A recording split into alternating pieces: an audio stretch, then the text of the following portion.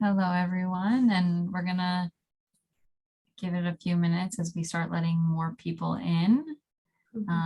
But in the meantime, as we're waiting for people to come in, we'll start getting to know each other. So the little icebreaker question, we're gonna say our names and something positive that social media has done for us in our lives. So my name's Lauren. I'm the programming director here at ASIST, the co-programming director along with Robin. And I'm in a long distance relationship. So social media allows me to have that connection and keep that connection. And I wouldn't be able to have the love that I do without it. So I think it's really great. Now, I'll go with Professor Jumba because she's right under me on my screen.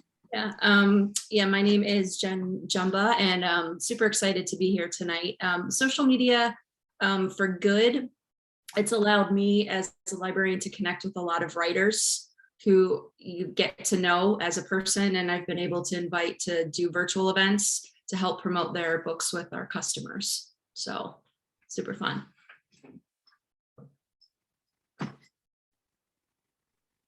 I can go next. Hi, I'm Julia, and I'm the president of the ASIST Club.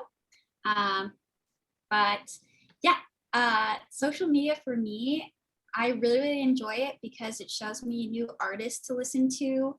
And it also gives me a way to kind of like get some new recipes, which I like love cooking. And so it's a great way to get a good network of cooks.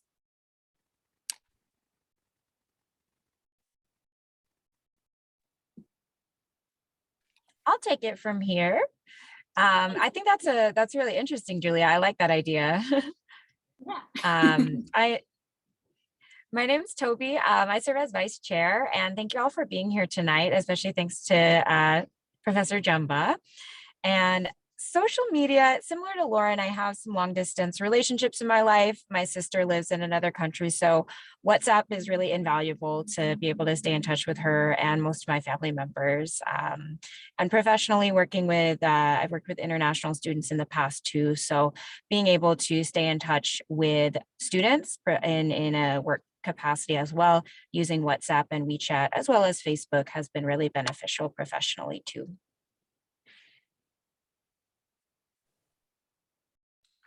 Hi, I'm Quinn. I'm the secretary here for this group, and I think social media is important for all of the reasons mentioned above, but I also think it's really important for activism. It's played a big part in my life for spreading awareness about different campaigns. So that's a big one for me.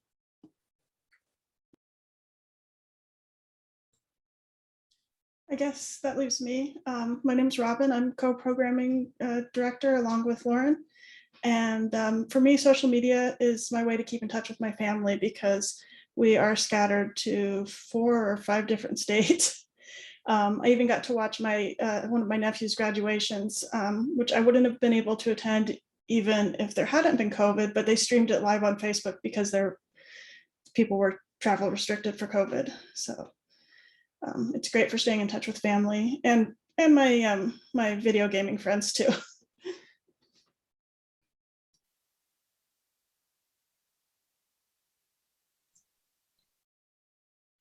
If any one of our participants wants to answer the question, you feel free to. You can also write it in the chat if you're more comfortable doing that. Hello, my name is Nicole, Lauren's BFF, and I'm at a grocery store, so I can't really. But social media is pretty valuable to me as well because I'm an immigrant and a lot of my family lives overseas, and so I have connections with them that I probably otherwise wouldn't have, especially as strongly as I do now. So love social media, especially WhatsApp, like someone mentioned.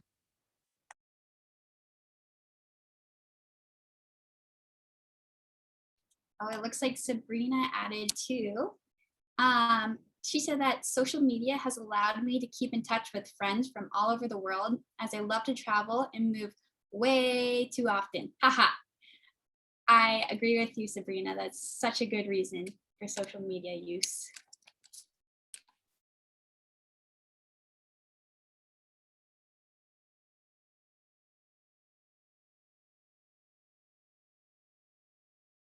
Oh, and we got another one from Stephanie. Thank you for answering the question. Stephanie said, social media is a way for me to be in touch with family in Ecuador and to connect with other book lovers. Totally. There's actually like a cool website where you can look at libraries around the world. I'm always talking about it because it's so cool. Go check it out because it's a good one for book lovers.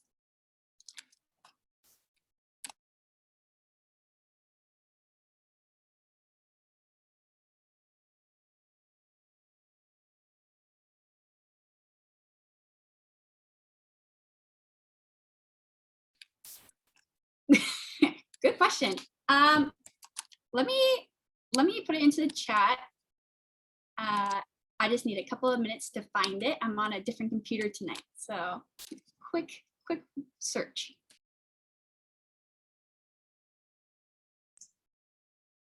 And I think as Julia's searching, we can start. There's a little game that we have. I think it's 2 slides over, and then we'll come back to this. Oh, 3 slides. Oh, wait, I don't think I can click it.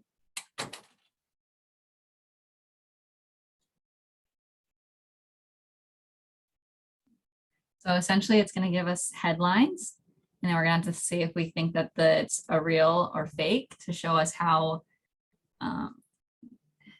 easy it is to misinterpret information that we get. And so if you think that it's real, you'll put a little check mark. It should be in your reactions at the bottom. And if you think it's fake, you can put a little X also in your reactions on the bottom. If you can't find them, you can always do like a thumbs down or a thumbs up.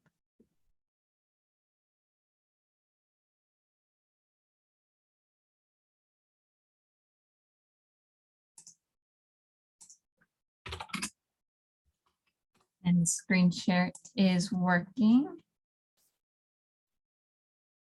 So we'll just do a few rounds. So New Jersey woman who gave a fake name and disappeared after testing positive for coronavirus is found. You can put a check mark if you think it's real or if you think it's fake.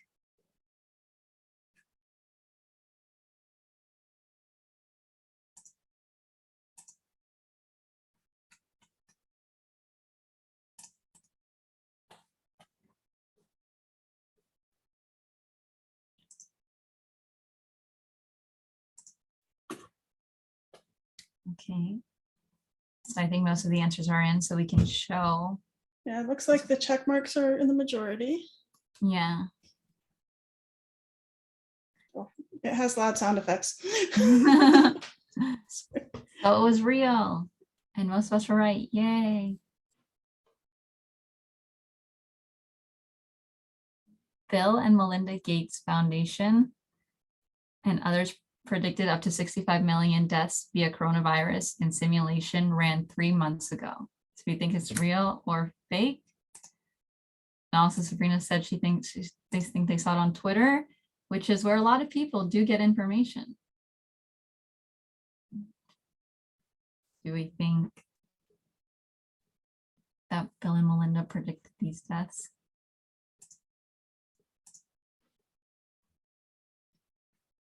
Okay. Looks like everybody says no.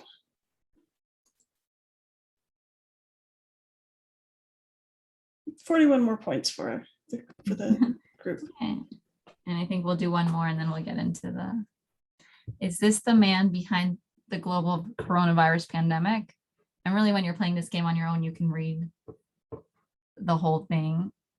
So I don't know what man they're talking about and the writing is too small.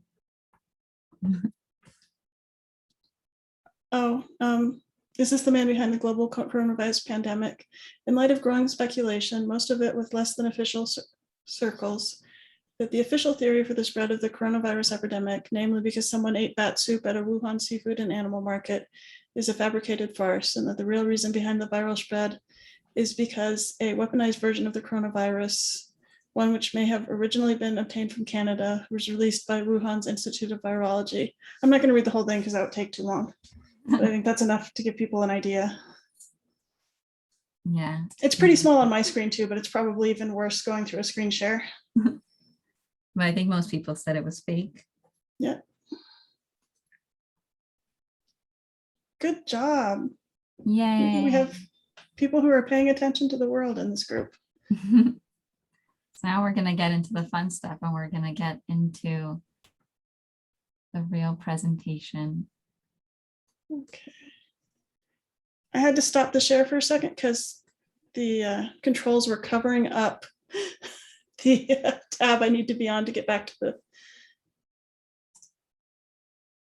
Okay. Sorry, please hold. No worries.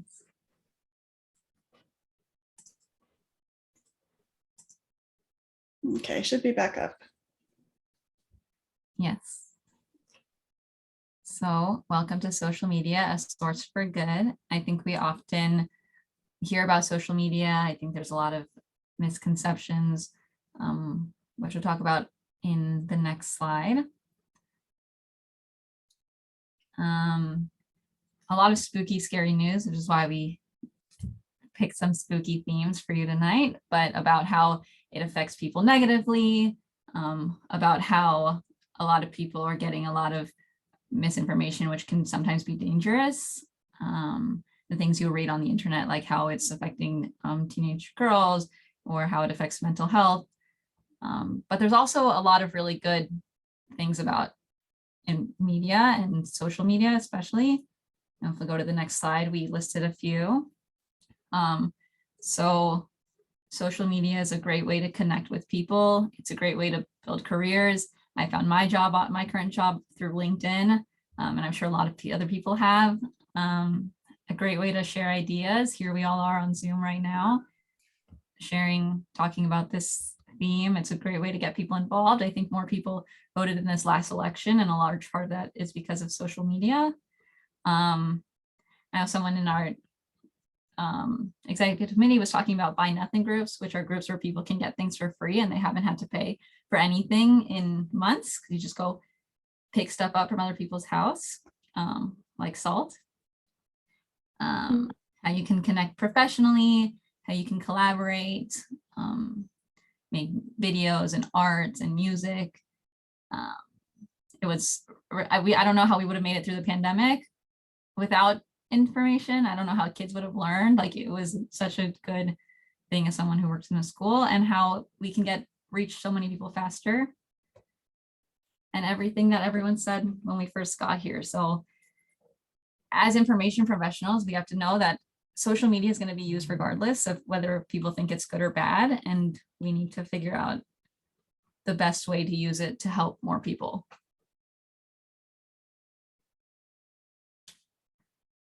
So this is Professor Jumba. I took a class a few summers ago, and it was about social media, and I fell in love, and I really wanted to have a presentation about her.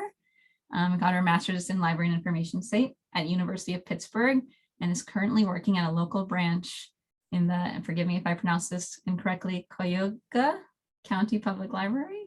It's close, Cuyahoga. Cuyahoga. Yeah. And is currently the head of adult literacy, and has an intelligent leader certificate from Case Western University, which I have no idea what that is, but if you want to share a little bit. Sure. A lot of what we hear, we talk about people's IQ, but one of the things that has been around for a while, but's getting more play lately, is whether or not somebody's emotionally intelligent. And it essentially is, there's 4 boxes essentially. And one is, are you self-aware? Are you aware of how you react to things? And when you're self-aware, then you can self-manage your emotions so that you're not triggered by something. There's something in your brain called the amygdala, which is all about the flight or fight response. And people who are emotionally intelligent don't let that get hijacked, so to speak. So it's not like a knee-jerk reaction to something.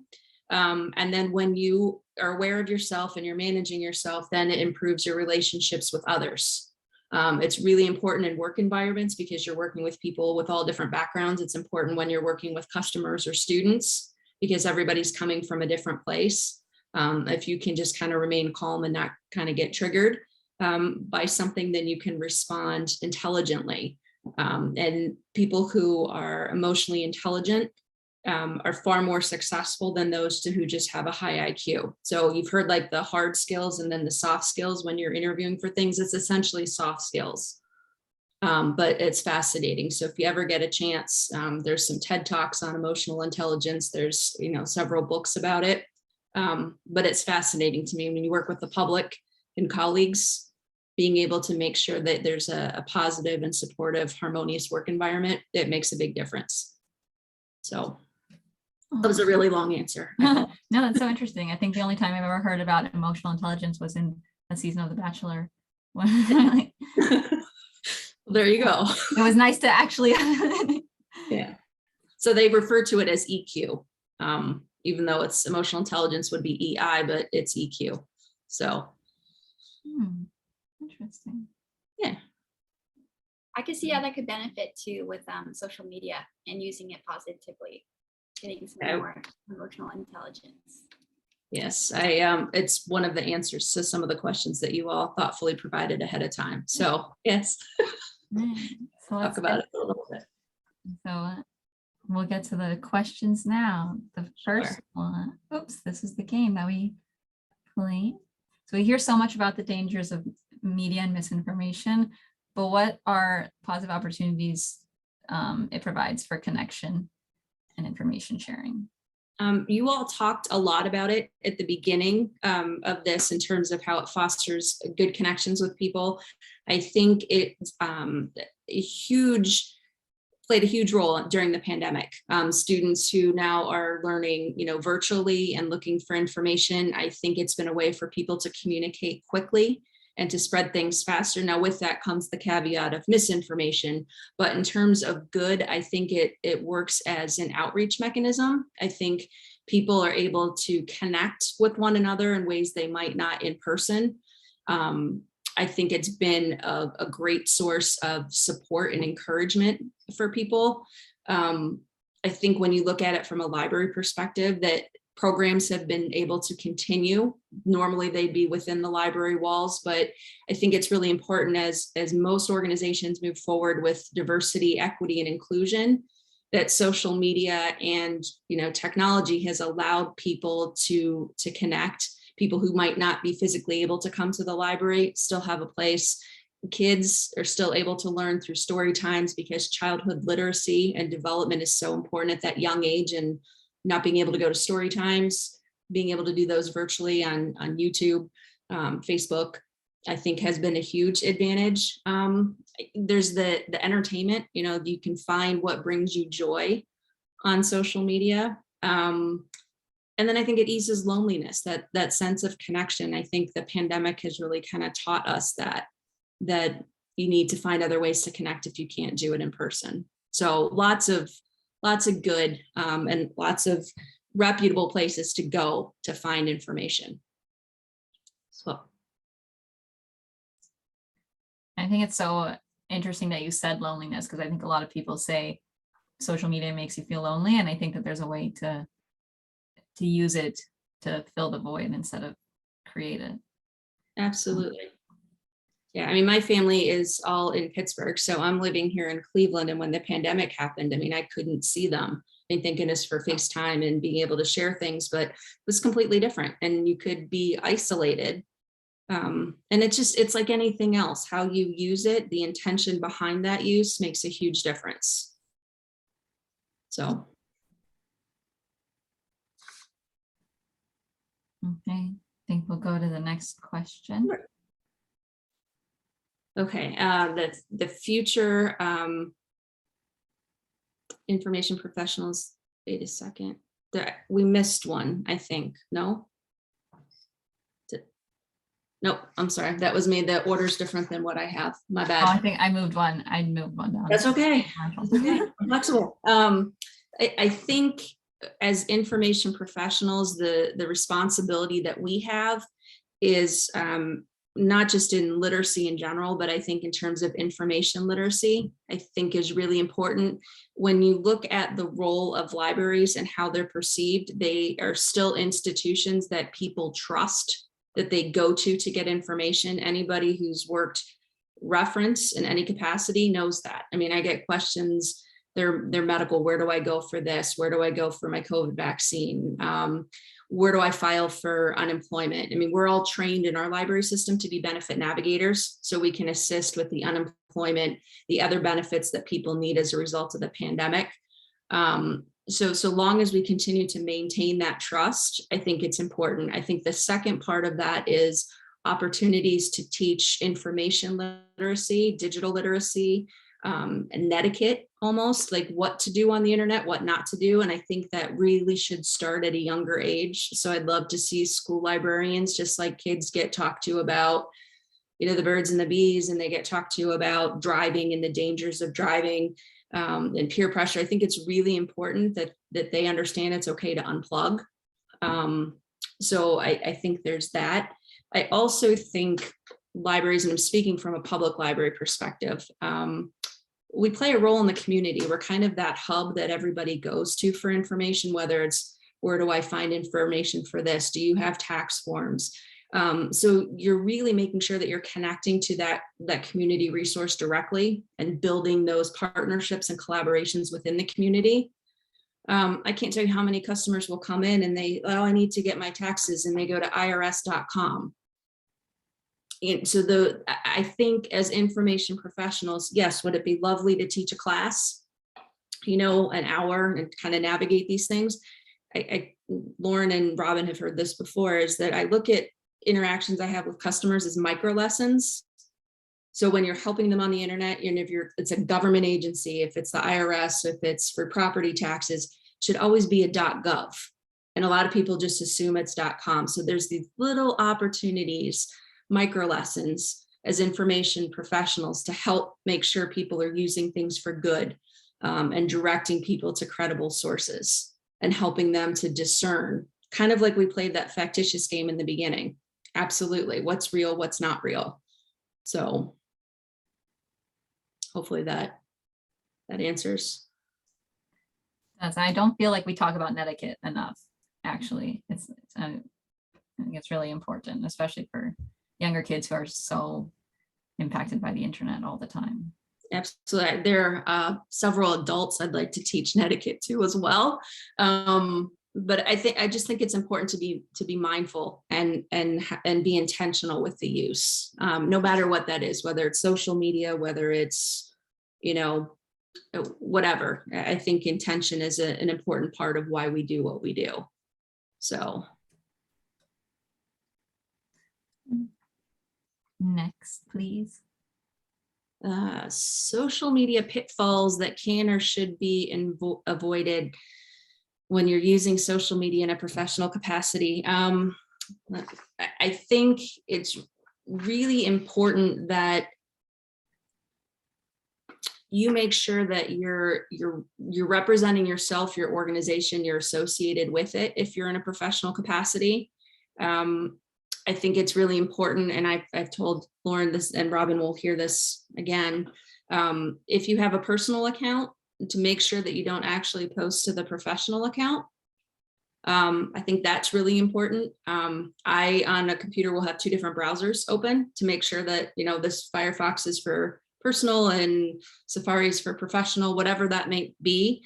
This goes back a little bit to that emotional intelligence, that to not respond to things emotionally. The last year and a half has been a rather tumultuous time in our worlds. And I think it's really important that we don't react emotionally. I think you take time to think about something. It's as basic as when I'm composing an email, I never put who I'm sending it to. I type in the body and then I put who I'm sending it to, because I just want to make sure I have it right and don't accidentally send something that I didn't think through or had tons of mistakes in it.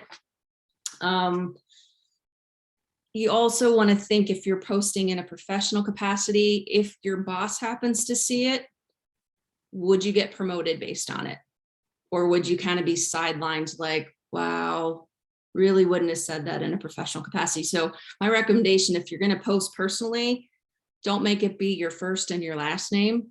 because anybody who's applying for a job, that's the first thing employers do is they put your name into a Google search box and to social media and see what pops up, and they see you doing who knows what. Not that you all are irresponsible by any means, but things can be misconstrued, things can be taken out of context. So make it hard for them to find you personally. Professional capacity, just be mindful. It's not about emotions. Try to be neutral. I know some of you talked about using social media for advocacy, and I wholeheartedly agree. To be really careful that it aligns with the mission, vision, and values of your organization in terms of what you're posting. And if you're ever not sure, ask a colleague, hey, how does this sound? Does this sound right? To make sure you're striking the right tone. So. It's funny. Well, it's funny now, but when I was younger, I did an internship, and we all had work accounts, and so we would send things to each other, like to our friends. And one day, someone in the higher up office wrote us an email, and they're like, we can read everything that you're writing to each other. So because people would write things that were not appropriate for work. That her person was like, you should always, especially if you're using a work account, you should always be cautious of what you're saying. As a public library employee, every single email I've ever sent is a public record. So at any point, somebody can walk in off the street, ask to see my file at the administration building and look and see what I've written. So that's why there's, I hate to be like Seinfeld, the worlds are colliding, but there's a professional and then there's a personal, and as separate as you can keep them.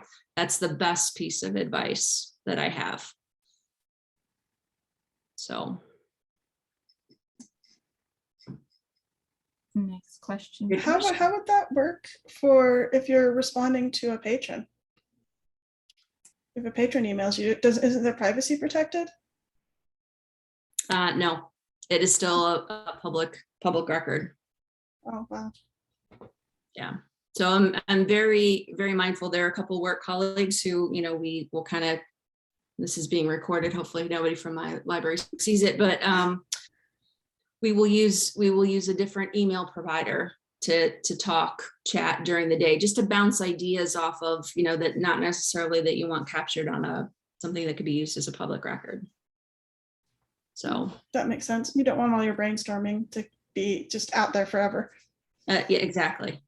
Because some of it, you're just trying to work through that process. And, when you work at the desk, you're constantly on and performing, right? So sometimes you can't always pick up the phone and call a colleague. So there's kind of like a string of emails. What do you think about this? How would you do this? Well, wouldn't you want to do that? And so it's a good question, Robin. Absolutely. But yeah, their privacy is not protected either. Thank you. Mm-hmm.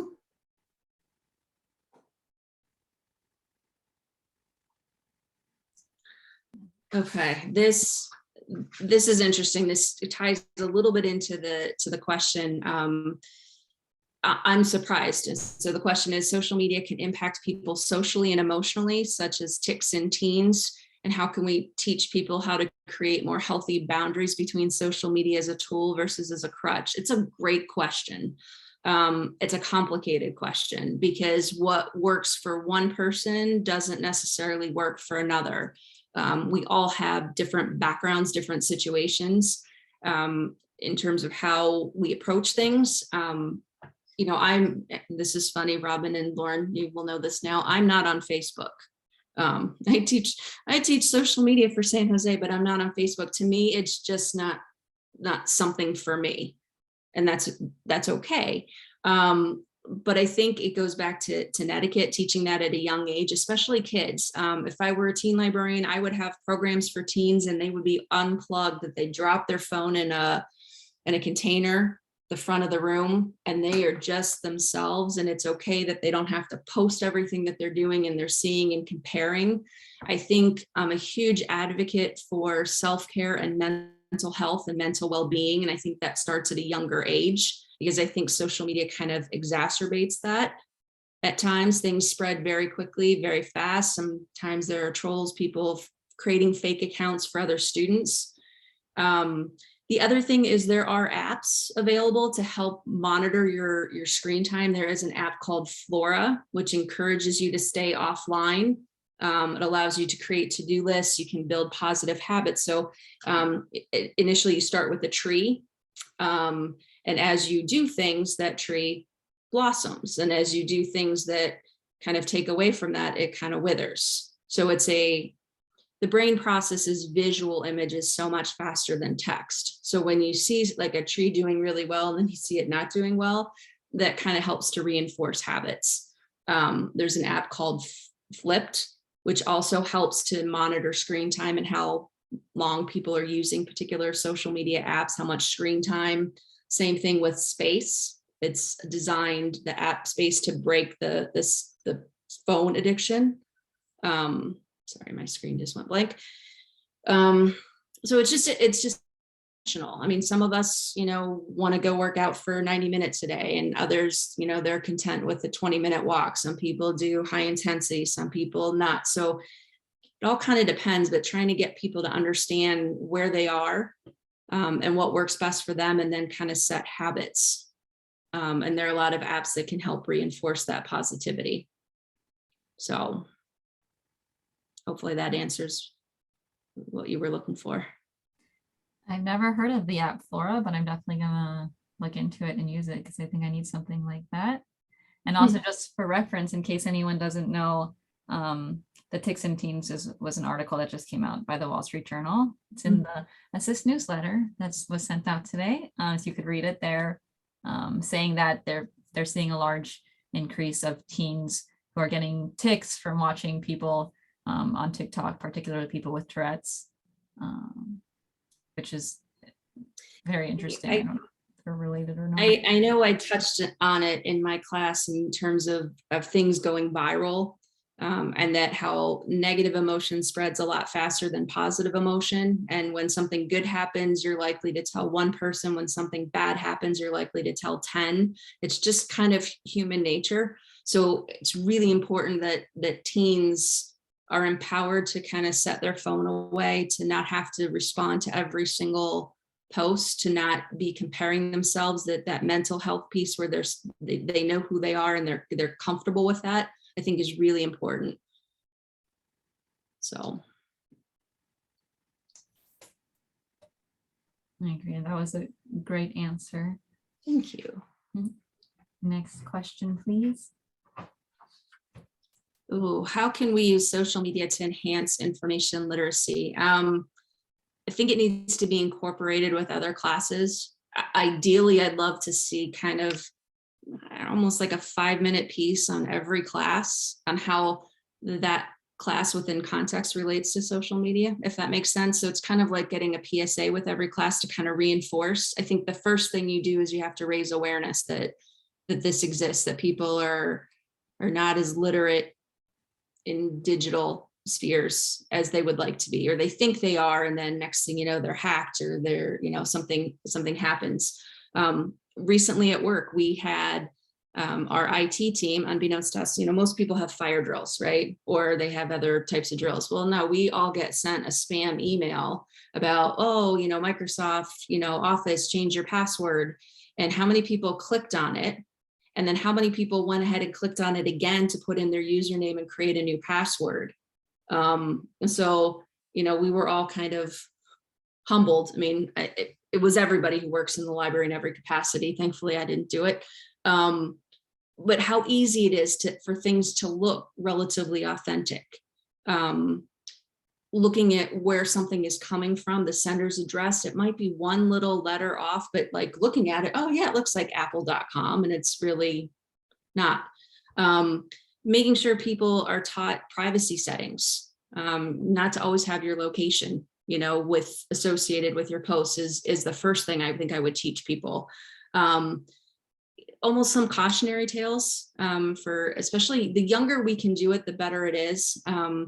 Kind of like when you go to driver's ed and you're taught, like, if you're driving and you hit a tree at 10 miles an hour, this is how catastrophic it is. Well, I know Robin and Lauren watched the TED Talk by Juan Enriquez, where your digital posts are more permanent than a tattoo. You can get a tattoo and you can have it removed, All somebody needs to do is take a screenshot and it lives forever. You can delete that post right away, but all you need is somebody out there. So really being mindful, it comes back to taking time, that emotional intelligence, like, let's just not respond right away. Let's take a moment, let's think about it before I respond. You know, and that's it. How to stay safe it would be part of the information literacy class as well. And I will admit, it's not a sexy class, like, you know, offering a class or a program to say, hey, come learn about information literacy, because everybody's on phones and tablets and computers and think they're great. So I don't know if you incorporate it kind of as a pre-roll before you watch a certain video on YouTube, that there's like a 60-second ad before you can skip and to get the content you want. Is there a way that we can do that just so that people become a little bit more comfortable and knowledgeable about things they need to do to stay safe online? So. I think you almost alluded to not just netiquette, but cybersecurity, things that, along with information that people should be learning, again, because people are so dependent on social media, but also how important, like, there are ways to be safe when using the internet. You just have to know how to do it. And I don't think it's something that we talk about enough. I think we just kind of assume, or like anybody who uses a computer in the library, there's that little, once you check in, you know, there's the I accept, you know, basically I'm using the computer for good, not for bad. And, you know, things may be tracked, and the librarian will not type my resume for me. The librarian will not type my entire research paper. There's like terms and conditions, but we just, you know, go ahead and accept and don't take the time. So yeah, maybe it gets dovetailed with the cybersecurity, which sounds a whole lot cooler than information literacy. We're librarians. I mean, it's a subject that's close to our heart, but thinking about the user experience, would you sign up for it if you weren't a librarian, to go, how do I stay safe online? And we've all seen the commercial, and I'm going to forget the insurance company, is it Allstate, the guy that's always in trouble and getting beat up, where he's, you know, at somebody's house during the Super Bowl, and, you know, people are posting, oh, I'm at the Super Bowl and having a great time. And because they're posting in real time, he's at their house and he's stealing stuff and selling stuff because somebody took the time. So whenever I go on vacation, I don't post anything until I come back. I don't need people to know that I'm not home right now. So little tricks, you can delay it a little bit. Doesn't mean you didn't go and you're not sharing. It's just, think about it for a second. So. I thought I was waiting a long time to post because I was a procrastinator, but really it was just because I was being safe. So that's exactly right. There's safety in procrastinating. Absolutely. It's just being mindful, you know, like most of us as human beings are inherently good. You know, there's just some that aren't, and why make it easy for them? So.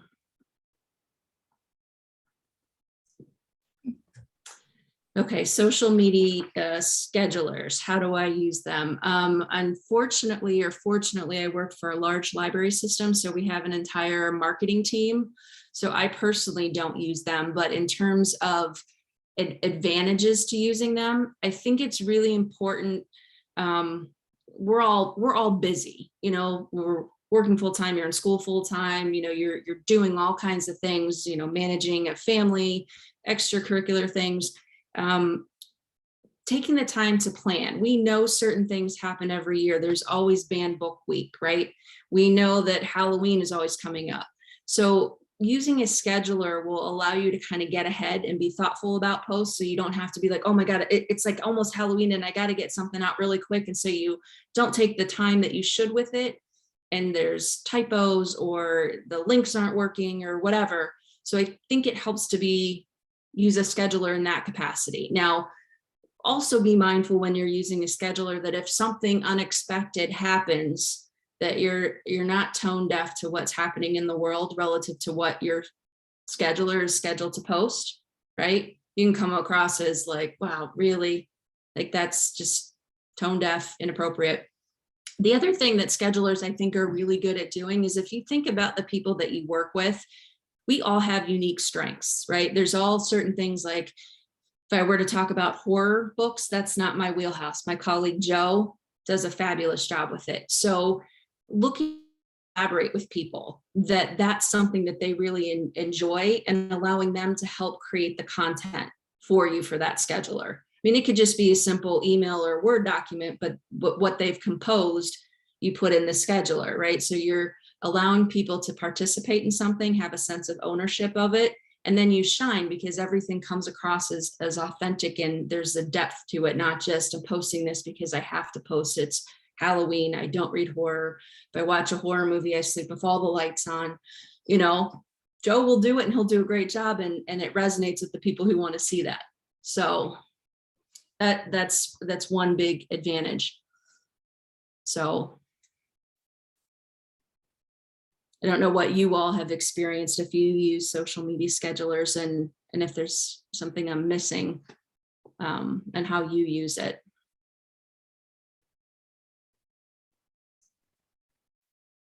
You can always write in the chat if you don't want to say it out loud how you use schedulers.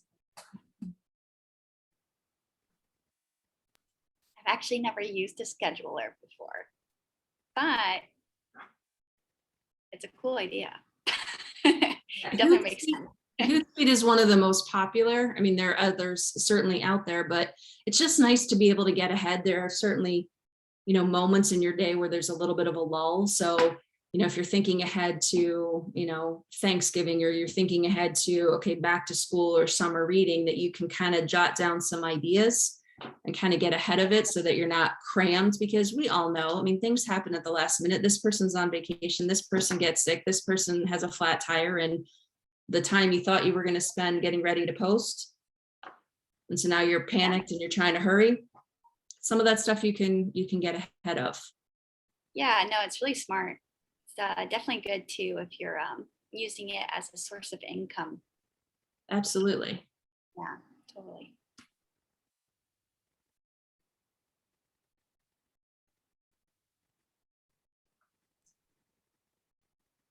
Ooh, this is a great question. What are the first things you look for when you look at a social media source? I think the first thing you have to look at is the person or the brand, the company, the organization, whatever that is. I think you have to look at how old it is. I think the other thing you have to look at is when you're looking at a post in particular is what comes after the headline. This comes from a book called, I'm going to read it, sorry. Fake News, Propaganda, and Plain Old Lies, How to Find Trustworthy Information in the Digital Age. It was written by a gentleman by the name of Donald Barkley, and he is a librarian. He published it back in 2016. So, okay, I know we talked about age of things, but it's really relevant. Back in 2017, when you would put into the WorldCat search, you know, fake news, you got roughly 1,500 titles. In 2021, there's now 13,800 titles under fake news. So there has been a dramatic increase in trying to figure out what's real, what's not real. And so in one of the chapters of his book, he looks at 9 questions everybody should ask when you're evaluating social media. And it doesn't matter what purpose, if it's personal, professional, educational, he really talks about, you know, who created it. He looks at how old it is. He looks at, you know, what comes after the headline. Because think about it. We looked at those headlines in the factitious. We didn't read the rest because it was, I'm old, so it's kind of hard to read all the smaller text. But sometimes that headline is designed just for shock value to get you to agree and not take the time to read. What do others think about the information? I mean, you wouldn't go to a doctor who said, oh yeah, guess what, Jen, we need to take off your right arm and your left arm. Wouldn't you get like a second, a third, a fourth opinion on something? So don't just take one source and think that it's, you know, the absolute truth. Sometimes people post things, they have perverse senses of humor. So was it a joke? Was it something that was designed just to get attention?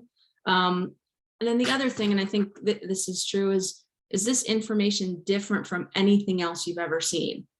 Is it like that outlier? I mean, we all see things that are kind of common, right? If there's something that is so out there, really got to look at it critically to think either that person is very forward thinking, or it's an outlier, and why that is. So those are the things that you kind of look for. The other thing you have to look at is if people are posting professionally or personally. There's sometimes a bit of a disconnect. People who are posting personally, sometimes there's a bit of a different, for lack of a better term, agenda, something that they're trying to accomplish, versus professionally that reflects on that entire organization. And we know organizations aren't out there just for free, right? They're designed as a business to generate revenue. So they don't post things necessarily that jeopardizes their revenue and their earnings. So those are the other things that I look for. So what do you all look at when, as librarians, what do you all look at when you're looking at a source, when you see something? I wrote mine in the chat, but I like the CRAP method. It's my favorite one. Okay, Just following those steps. absolutely. One thing with COVID-19, especially regarding authority, not every doctor knows about infectious diseases. There were a couple of emergency room physicians that got on YouTube and posted some videos about how it wasn't a big deal, you didn't need to worry about it, because their series of emergency rooms in California were losing money because people weren't coming in. And they got censured by their professional organizations, by I think 2 different professional organizations for emergency room physicians. But authoritative, they need to be specific to whatever they're talking about. That you can't just be a general professional. There's you want somebody on infectious disease if you're talking about COVID-19. You don't want the emergency room guy. Absolutely. I think it also speaks to, how hard it is to determine the source of information. It's really easy to kind of hide that, to say you're a doctor and people just assume, right? So if it's medical information, trying to direct people to the source of your information, whether it's the click on the link in the bio, because you can't put it all there. If you're posting on Twitter, a link to the article that you're talking about, or the source of information, I think is really important. And if people are willing to do that, that makes a big difference than just kind of spouting an opinion. You have to kind of back that fact up. So. Yeah.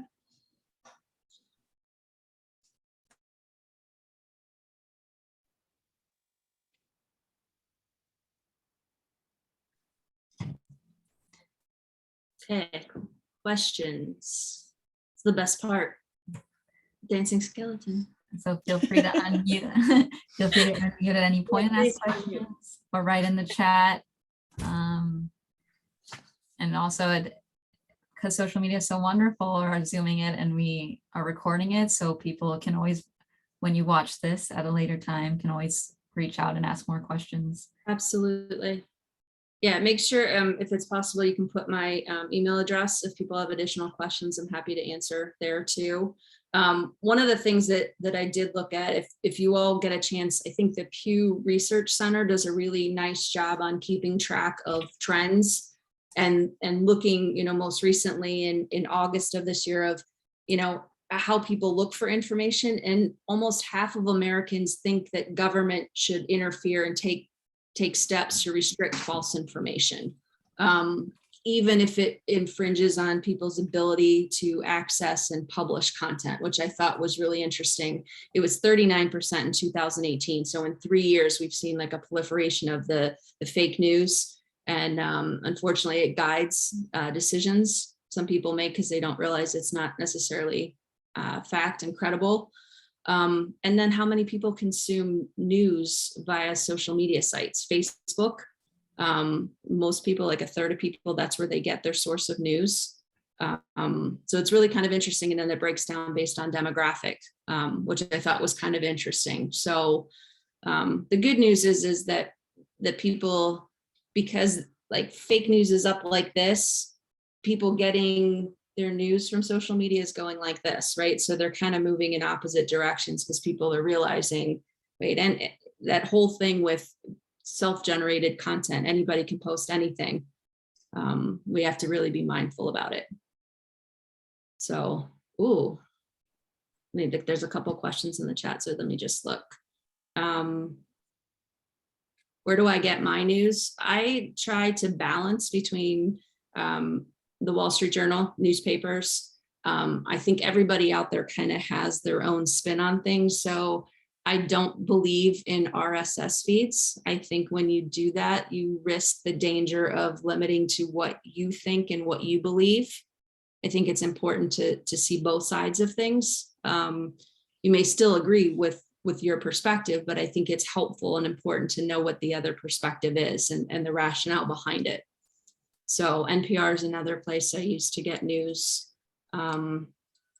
So I think it's important to balance that I don't use news or social media for news. I use it as entertainment. And if you follow me on Instagram, it's strictly books I've read. Really boring as a librarian. So.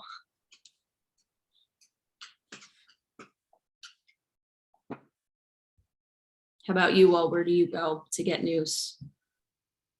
I'm of the generation where like you used to read a newspaper like a tangible. You didn't go like this with the paper, you went like this, right? So what do you all do? I love NPR. Public radio, I think is, I think a couple will probably echo me. And oh gosh, what's the one? I'm gonna check in my email. My mind is blanking on me, but I get one every morning. Yeah, Good. I get one called I think it's called the Daily Skim. So basically Yes. it gives you like some really like important kind of like immediate news, and then you can like look into it after that. But yeah, Yes. I use that one to kind of like start myself off for the day. Yeah, the Daily Skim is great because it's not always like hardcore stuff. Sometimes there's some cool other interesting news, health related or, you know, Totally. pop culture-ish. Yeah. And then news. Yeah, I think it's neat. Yeah. I like to check on CNN, NPR, and BBC because I mean I grew up with CNN came on after the AFN news. I'm an Army brat and we lived overseas, and so I'm used to CNN. But I also like to look at other. I can't handle some of the more extreme right-wing news, but I try to be at least somewhat balanced by looking at multiple and by looking outside the US because US news is going to be very slanted. Absolutely. Yeah, BBC is a great way to get that fair balance. Let's see.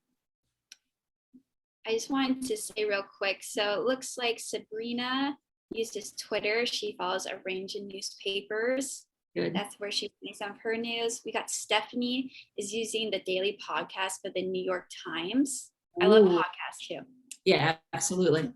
Yeah, and Nicole said the Huffington and the Washington Post.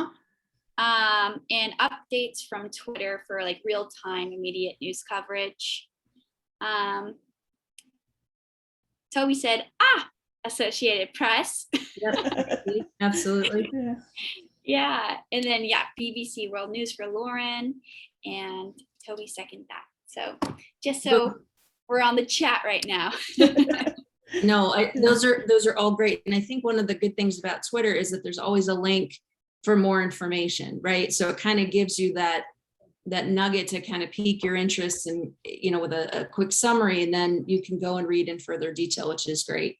When before I became a librarian, I worked for a radio station, classical radio station here in town, and they always broadcast the BBC News. And then we would supplement with things local to Cleveland. But you got in the habit of hearing those bells, you know, and you're like, okay, it's 6 o'clock. I know it's BBC News. And, you know, okay, it's 8 o'clock. I know it's the BBC News. Like, just, it's a habit. And, you know, so it's important. What I hear from you all is that you're using a variety of sources, which is absolutely terrific. True information professionals. So We actually also, created a poll. So we created some polls. So I'm going to put, because it's perfect. Which social media apps do you use the most? So we're talking about things like Twitter. So I'm going to launch it. And people can put, did I launch it correctly? I don't know.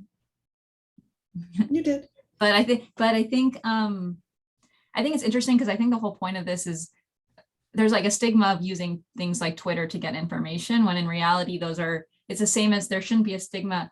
The point of using Wikipedia isn't that Wikipedia is bad, it's that you can use that to then find other resources that are legitimate. And so you have to avoid that stigma of social media and just know how to use it better.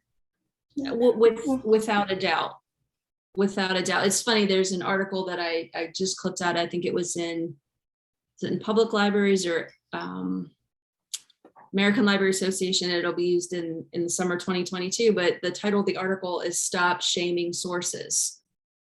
And it's essentially like stop shaming students for using Wikipedia. I mean, it normally is the gateway to finding keywords to do more academic searches, but it's not bad to read it to kind of get the gist and the overall tone and then know where. And if you look in the Wikipedia articles, there's tons of sources. Then you just go to those. I mean, I wish we would stop shaming, where people go to get information and more focus on, are they thinking critically about that information, which is a skill set. So.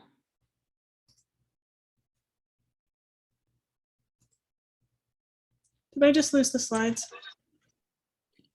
Yes. It's okay. I'll bring them back just a second, sorry. Dramatic pause. That's okay. We still have the poll up that you're welcome to answer in this time. I think one challenge with the poll is hosts can't answer. So personally, since I can't answer on here, nobody chose Reddit. So I'll stand up for Reddit here and take Reddit. That's my social media app of choice. I do love Reddit. It's great. It was supposed to be a multiple choice poll. Unfortunately, it somehow got switched to single choice. It's no matter. I use Instagram. I actually don't know anything about Clubhouse, but I work in a school. And so I hear a lot of things from younger kids that are using all these random. It's how I learned about, what's that one with imposter? Oh, Among Us? Yeah, Among Us, things like that. So Among Us, yeah. Mm-hmm.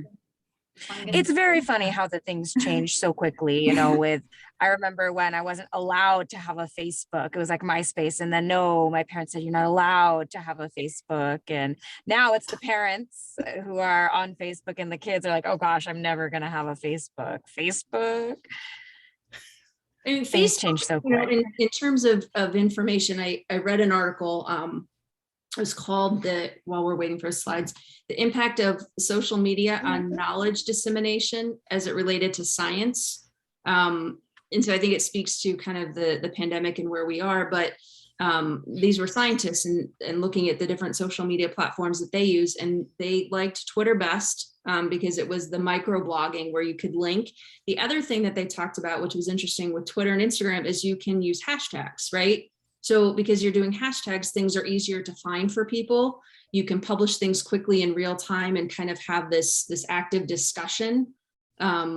Then you can actually on Facebook, even though some of that's starting to decline, Facebook has an advantage where you can create pages and groups. So then you can have group discussions, in terms of information and have more of I don't want to say like a debate, but a conversation about a particular discovery in science type of thing. And the appeal for scientists that they like is that it spreads quickly. So people are able to interact with that information in real time. And gather data kind of quickly, assuming people, what they're posting, they're honest about, right? It's always a caveat on things. But I think most people are inherently good. And that's the takeaway I'm getting from Lauren, is that social media can do amazing things. And if you're using it intentionally for good and you're mindful about it, it's a great tool. Not everybody subscribes to that theory, but that's far fewer than the majority of us. So see if there are more questions in the chat. We're actually just about out of time. Professor Jumba, would you like to tell everybody about your class, your awesome class that you teach? Thank you. Two of my amazing students, Lauren and Robin, took the class I teach in the summer, which is Info 246.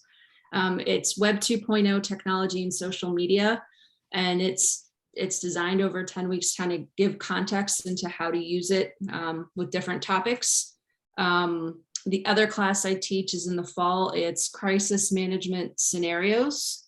It used to be a 1 credit class. It's info 282. I think it's -14 this fall. It's now 2 credits. And as a public librarian, I had a series of unfortunate events. Things I didn't learn in library school. Found somebody overdosed on heroin in the, blue, not breathing. Somebody, a transgender teen, had gotten raped the night before, came to the library to report it as a safe place. A 10-year-old threatened to kill a 5-year-old with a knife because didn't want to leave with a foster parent. And that was like 3 weeks in a row. And I was like, wait a second, where's the cataloging? Where's the programming? Where's the reader's advisory? Where's the marketing? And so develop this course just for people to be aware of what can happen when you work with the public, with students, to be mindful of how to de-escalate situations, how to react to certain situations, talking points, body language, which is really important.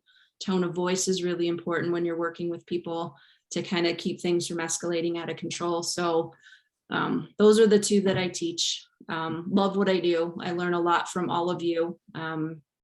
Always humbled to teach. So, yeah. That sounds like a really cool class. I am going to take it. Good. I will tell you that the last week is always a week of, the emphasis is all on self-care, because I believe you cannot pour from an empty vessel. And Yeah. Librarians, we're being tasked with more and more things. I mean, the traditional reference interviews where people are lined up, for really in-depth, that's kind of gone. And you still help people. But we're just being tasked with so many things, and burnout is a very real thing for us who by nature want to help people, and you can't help everyone. You can direct them to the right resources, and it's up to them to take advantage of it. So, but yeah, self-care. I mean, we talked, that information literacy, I think self-care should be taught in every class as well. So it's really important that we take care of ourselves, regardless of if we're librarians or not, whatever we're doing. Yeah. So I saw a hand raised. I think it was Nicole. Did you want to unmute yourself if you had a question?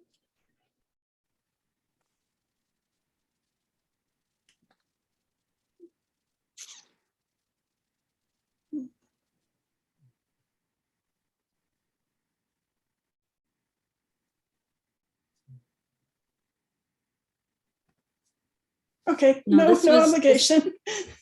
Yeah, you can put it in the chat if you're more comfortable, or you can email me offline. Happy to answer any of you. Oh, it looks like we've lost them. Sabrina said she had to head out. Thank you so much for a great presentation. And I second Sabrina. Thank you so much for sharing all of your knowledge and experience with us. Obviously, this is something, social media and technology, we're inundated with every single day, and it's not going anywhere. So instead of, focusing on the negatives, I think we all think it's time. We got to find ways to really use this for good and to benefit ourselves, to benefit our customers, our loved ones, all of that. And it's nice to be having those types of conversations instead of the conversations that are just all, this is so terrible and there's nothing is ever good going to come of it, and our children are all doomed because of Facebook and TikTok. It's nice to try to come together and put our minds together and find the ways that we can really harness this for good long term. Thank you so much. No problem. This was a privilege, and you all asked really amazing questions ahead of time, so I appreciate that. If you think of something after, like you do the, oh man, I should have asked, don't hesitate to email. Please. And it's funny, as a librarian, I have people come up to the reference desk and ask for a book because they saw it on TikTok. It's the best thing ever. It's trending on TikTok, so they have to have the book. Yeah, awesome. So, Robin, thanks for running all the technical stuff. I really appreciate it. Did a great job. I can't remember who you said did the slides, but they were absolutely amazing. I feel like the little skeletons like this.